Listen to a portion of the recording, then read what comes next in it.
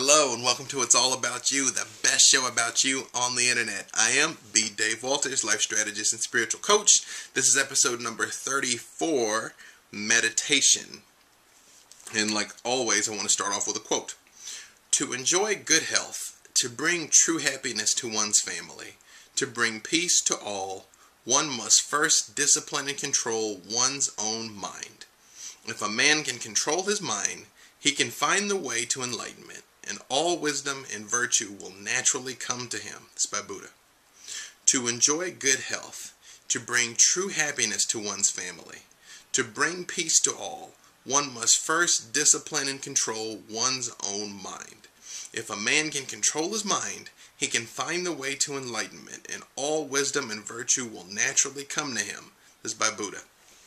Now, before we go too far, if you saw the last episode that just posted, episode 33 on the mind, in the second half we did an image streaming exercise, and we ran out of time, so I had to cut it off kind of abruptly. What I was trying to say is, that's an unusual technique, and it still applies here, because really image streaming is a form of meditation. The whole point behind meditation is to still your conscious mind enough that your subconscious and superconscious minds can allow information to come through. You follow me? It's like I said before, it's like you're standing on the gas and the brake at the same time. That's what you don't want to do. And your conscious mind is the brake, by the way. Now, in that image streaming, if you tried it, and if you haven't tried it, go try it.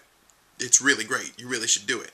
It seems unusual, but what's happening there is you're occupying your conscious mind so that your subconscious and superconscious can give you the answer to the question. Now, I don't know if you're watching these back to back or if they've been separated for a little ways, but when you were doing that image streaming exercise, you had the information come out, and I was telling you at the end, even though I was kind of rushing by that point, unfortunately, that the answer is there in those images. Just like in your dreams. And the answer really is there in those images, just like when you dream. But think of image streaming basically like a consciously triggered dream, okay? So it's an unusual thing, it's a non-linear thing, it's a non-logical thing, but it's a very powerful thing.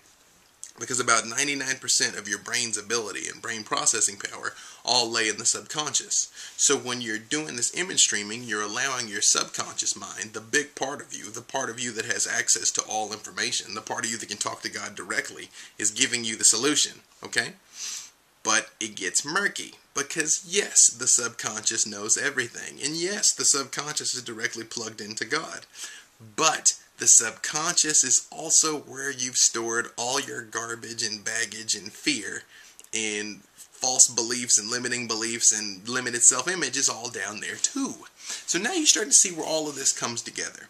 Why it's important to take the time to root out those beliefs. To use your conscious mind as an ally. Because I don't mean to make your conscious mind sound bad.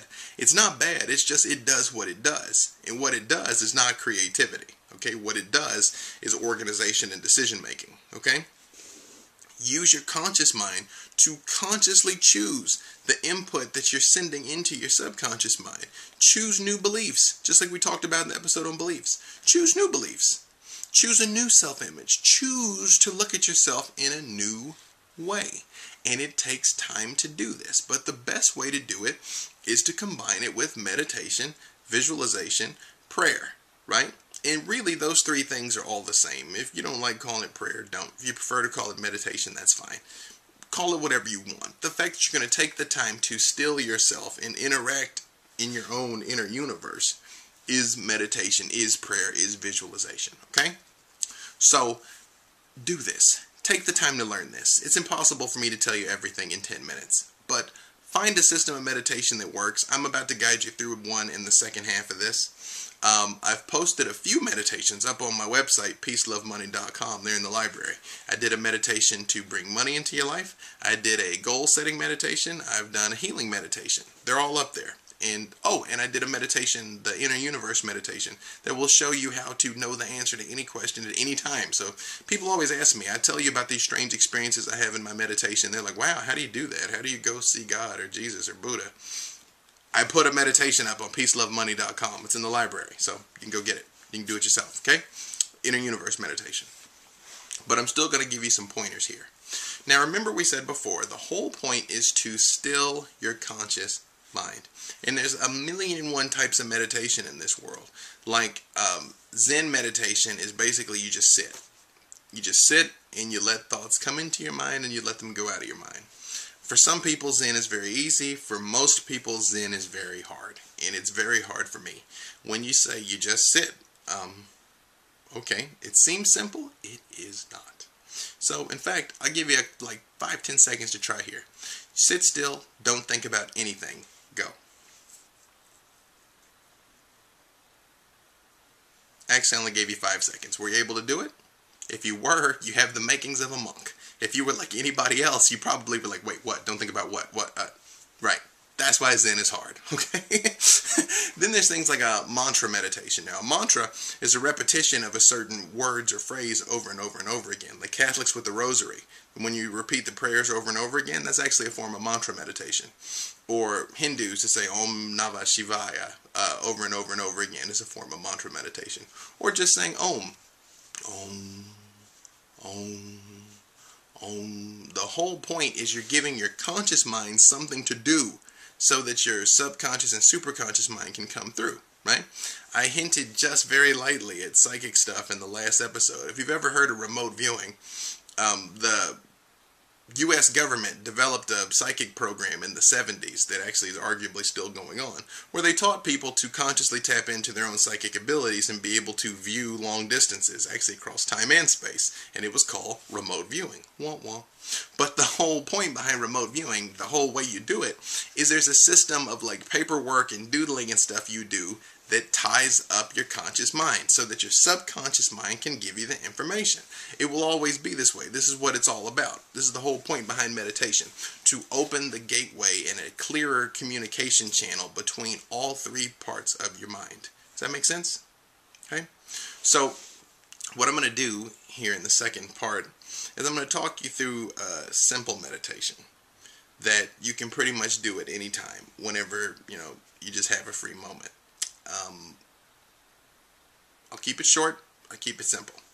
But again, same thing, I got a little more time now, so I want to talk a little bit more about the concept of meditation. Take the time to learn it. I cannot emphasize it enough. It will change your life. Now, I will also want to tell you this. The reason when my inner experiences started really taking off, and I don't really talk a lot about the things I see in my meditation because it's all kind of wild. But, there's no way to ever know if it's all just in your mind, and that doesn't matter. If you're in your meditation and you see God, and God is all like, oh, hey, this is what I think you should do, it does not matter if you really saw God or if you only saw some part of your mind that had a message for you. You understand? That line is impossible to know. It's hazy. It's impossible to know. In my personal experiences, really became crazy and powerful when I stopped trying to judge it. Do not judge what happens. Do not judge what you see. Do not judge what you hear. Do not judge what you feel. And honestly, I suggest you don't share it with a lot of people so they can't judge it either. Now, if you think that God is telling you that the world's going to end tomorrow, and so you want to run down the street screaming like a crazy person, you might want to keep that to yourself. But if you decide to spend the whole day inside your fallout shelter with plenty of food for the end of the world, that's fine too. But the point is, this is a process of connecting with yourself. You connect with yourself, you connect to your creator. It's a package deal, okay? So we're just trying to get you to be a more integrated and unified human unit. Does that make sense? So I'm going to go ahead and split this for my brothers and sisters on YouTube. For everybody else, you stay with me. We're going to do a guided meditation as soon as I come back. Okay, bye-bye.